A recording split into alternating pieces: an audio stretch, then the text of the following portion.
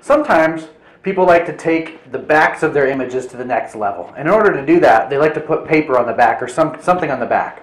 So I'm going to show you how you can do that pretty simply. This is a double-sided tape that we sell on our site. So what I'm going to do is I'm going to put some of this double-sided tape down on this frame.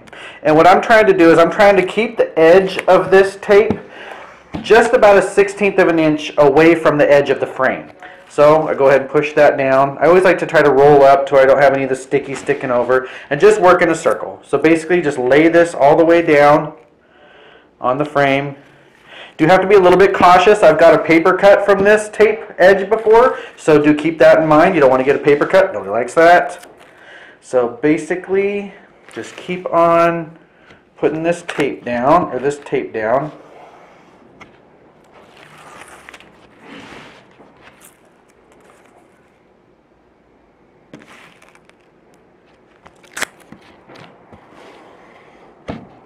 So you get it on all four sides. After you have it all four sides, you're going to put your paper on. I like to do it a little different than other people.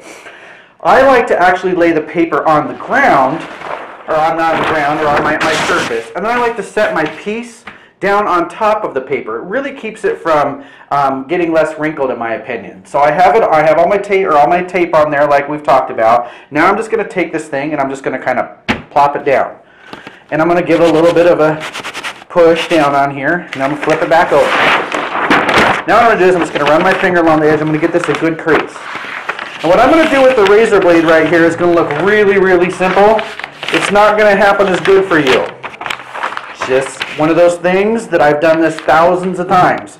So what I do is I'm going to run my finger down the side of the frame while cutting the paper as I go. This just comes with practice. But basically I just make slices right down the edge. Try not to slip off the edge of the frame and mar my frame. Or cut yourself. Those are the two things you don't want to do. So after I get all four sides of those, I'm just going to kind of gently pull that off of there, and I have a perfectly papered back.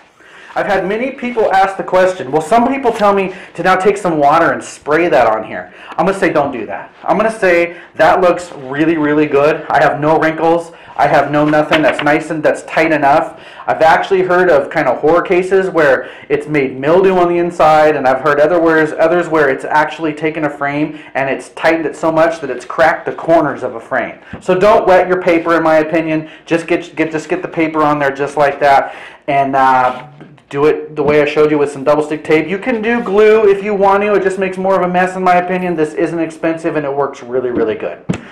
Anyway, that's how you put paper on the back of a picture frame.